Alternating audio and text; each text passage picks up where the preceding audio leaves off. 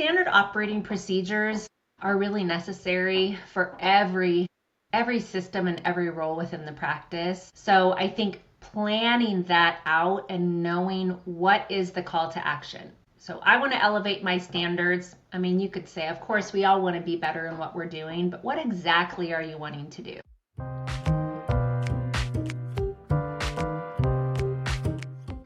Welcome back, my wealthy friends. I am Jane Somerset, your host, and this is the Wealthy by Design show, where we talk about building wealth intentionally. Each week, we share stories from people who are passionate about building a wealthy life, whether it be reaching a personal milestone or achievement, growing and scaling their own businesses, or stories and advice on helping other businesses with accruing wealth. We'll explore practical financial strategies, mindset shifts, and simple actions you can implement to build your own wealthy lifestyle. And if I touch on a subject that might not seem to fit into one of these categories, it's because my little heart desires it. So learn along with me, be kind, and I hope you enjoy.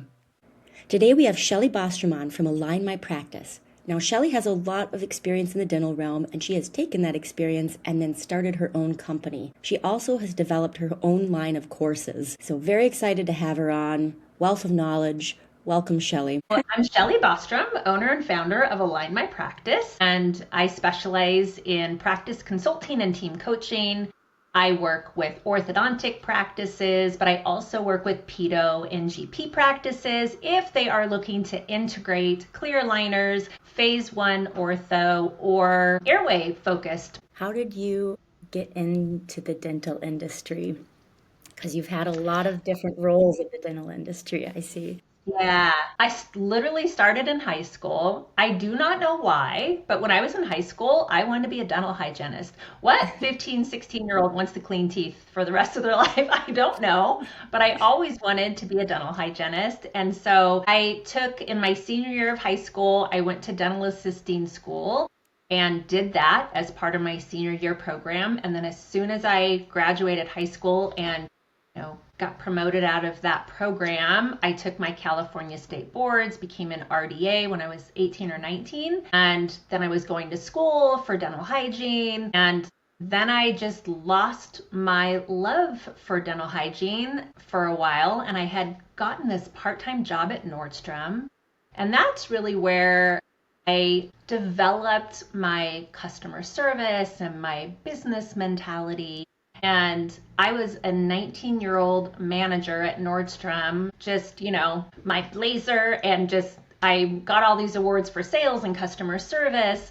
And I did that and I loved it. And so I was at Nordstrom for maybe just like 7 years or so, and then realized that I can't start a family and work in retail. Those two just don't work really well together. I had married my high school sweetheart. We were ready to start a family. And so I got out of retail, and then a full circle kind of came, and then I got back into dentistry. But when I got back into dentistry, I wasn't on the clinical end. I was more on the front end.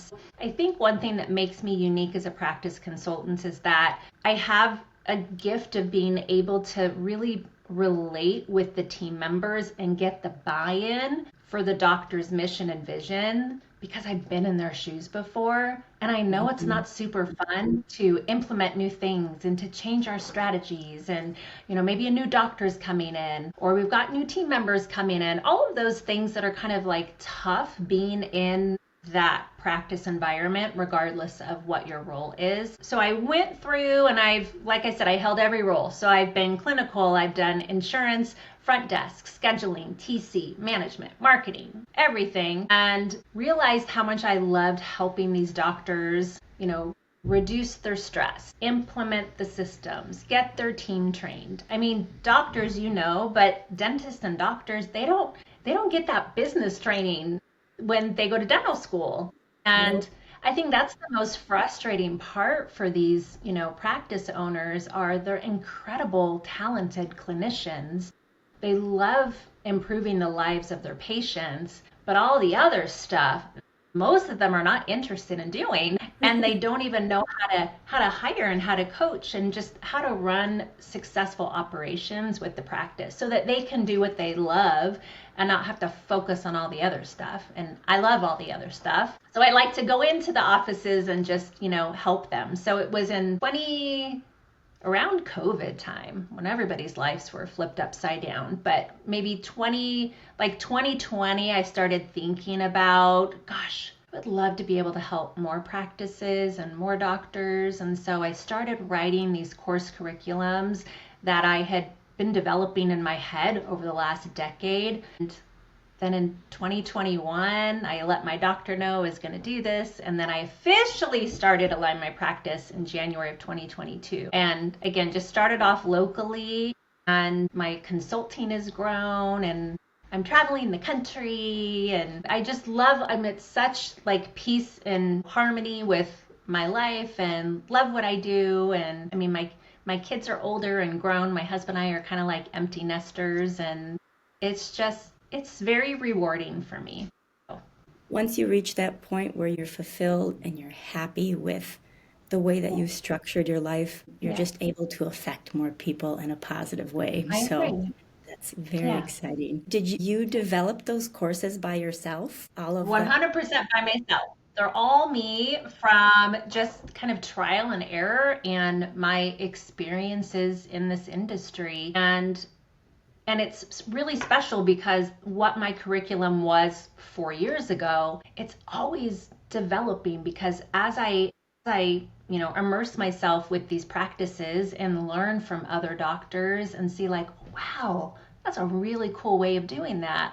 I'm going to take that idea and help more practices. So, although I'm being hired to coach and train and empower these teams, I really am like they're filling my cup as well, and it feels really good.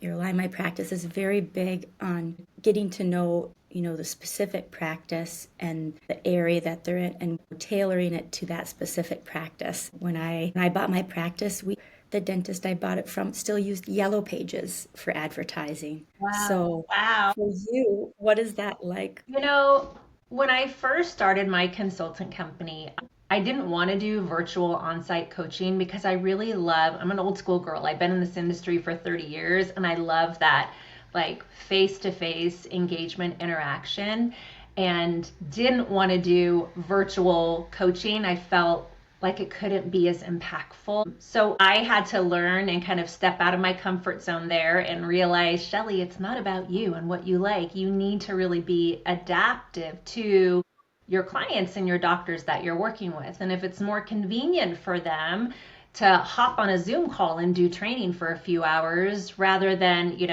shutting down the office and finding a space and doing all of that. So for me, I definitely believe that not all practices fit in the same box. Their goals are different, their team dynamics are different, their niche services, their specialties are all really unique. So although all of my training curriculums have a very in-depth curriculum, outline of everything that we're going to be coaching them on, I do really kind of a deep dive with the doctor and the team before that and make sure that I fully know where they're at, where they've been, where they want to go, what are their pain points within their practice, and what are their growth goals like. Maybe they don't want to expand. Maybe they want to open a second location. So having all of that information helps me really customize and tailor the coaching and consulting experience that I give them. So I want all the information so that I can best serve them. It's so hard for a dentist when we've been trained in dental school and we go out to CEs and we learn all of this new information. It's implementing it and putting it into practice and putting new systems into place. So for us, we don't learn a lot about orthodontics. We don't learn a lot about airway. We touch briefly on the subjects and then we learn it through CE. That's one thing, but actually implementing it and learning the flow of things with the patients in the offices, that is just a whole nother thing. And I know that's what Yeah. you are here doing. So Yeah. what are all of the So, things that you offer? yeah. So I basically have a master class curriculum for every single role within the practice. So I've got a TC training course. I've got a front desk success, a marketing coordinator, insurance financial coordinator, clinical leadership. So really, whether you have a team member that just needs to improve their skills, or it's a little bit stagnant, or the practice isn't growing, or maybe you have a brand new team member and you just want to give them all the tools to be successful. So I've got all of those courses. And as you said, the implementation is key. So I am not one of those consultants who's gonna stand on a stage, speak to hundreds, and then that's it. I find such joy in that implementation process. So all of my training courses include 3 months of support. They have a handbook. It's like 100 pages with all the letters and templates and scripting and all the tools in their toolkit to be successful. And then they're stuck with me for 3 months, and I really act as an extension of the doctor's leadership. Action items, there's homework, there's accountability measures. And so we have phone calls for the next 3 months to ensure that they feel confident, supported, empowered, successful. So we're celebrating those wins together, and then we're working through the challenges together so that the doctor's getting the results that they want with the investment that they're making with me. So I have all of that. And then I've also got my, your traditional practice consultant membership, if you will. A lot of doctors also they don't know their numbers. They don't know their data. They don't know what reports to run. They don't know if they're paying too much in payroll, if they're paying too much in supplies. So then I've got true business consulting where we meet virtually monthly and we're really analyzing their data. We're just not looking at the numbers and talking about the numbers, but I really teach the doctors the why behind those numbers, and I want to help them run lean and healthy and profitable. So we're looking at all of their, overhead expenses and payroll, and are they understaffed? Are they overstaffed?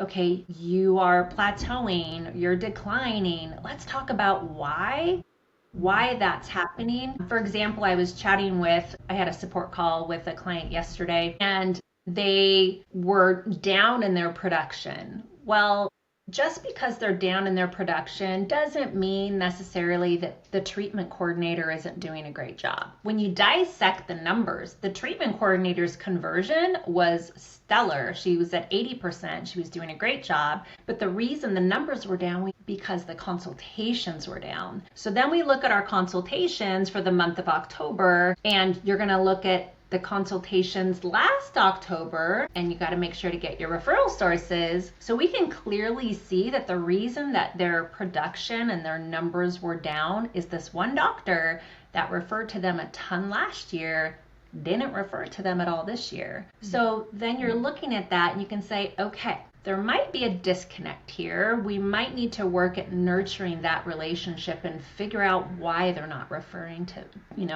and so that's more of marketing. So then we have the conversation. What are we doing for marketing? Are we just relying on SEO? Are we visiting offices? Are we connecting with the local schools?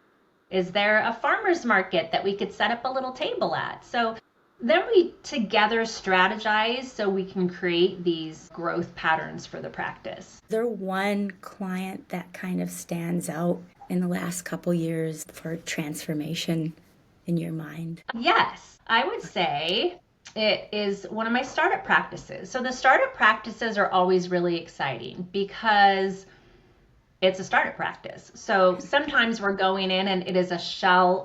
We're walking through the space. We are kind of designing the space together, but we are hiring all of those initial team members and we're onboarding them and training them the right way from the very beginning. And this practice that I have in mind is getting ready to open her second location. So that's exciting, that being a startup and being open for just a couple of years, maybe a little less than 2 years, that she's already outgrown her current space and looking at a second location. That's always exciting. Numbers are great too, and we always look at the measurable growth with our clients. So if someone's going to do my treatment coordinator course, I want to know what the TC's conversion rate is. I'm proud to say every single treatment coordinator that I've trained have all increased in their conversion.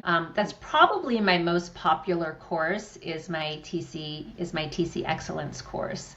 Just teaching them that it's, helping those treatment coordinators understand, you are not selling braces or Invisalign. That is not what you are selling. You're really selling a relationship. You're selling an experience. And that starts actually before the patient even walks through your doors.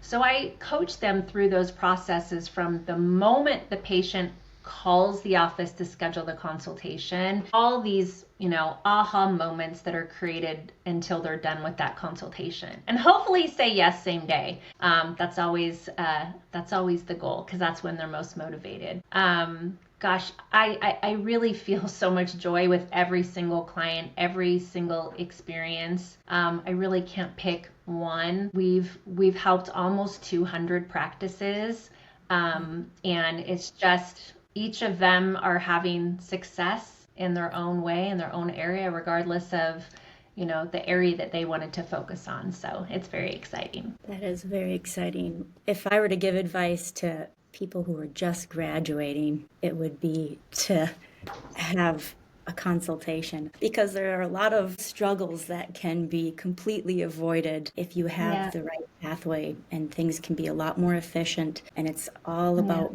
building that right team and environment. And eventually it's so true. Well, where do you see your business in 5 years? I don't want to take over the world. I want balance and harmony in my life.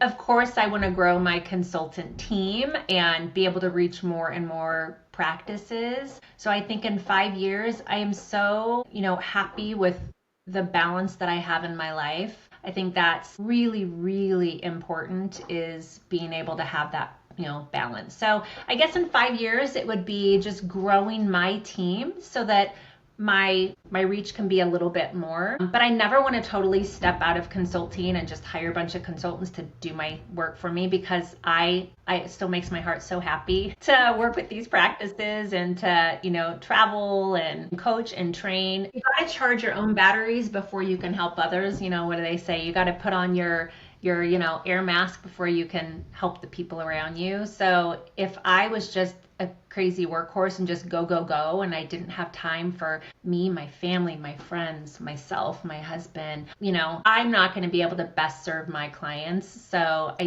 just continuing to grow and then finding that balance for me. So I would just say that my goal would be to just be the best consultant that I can be for my clients, so that they can have the harmony in their life, the balance in their life, to reduce their stress, find whatever that success looks like for them. That would just, I guess, it would be just doing what I'm doing, but on a little bit bigger scale. Love that. Yeah. When you find yourself in balance, you produce a lot more too, because you're happy. Is your husband in dental at all? I read on your website you guys were high school sweethearts, right? Is that? Yes. Yeah. No, he's not. Yes, we were high school sweethearts. We went to rival high schools. Ooh.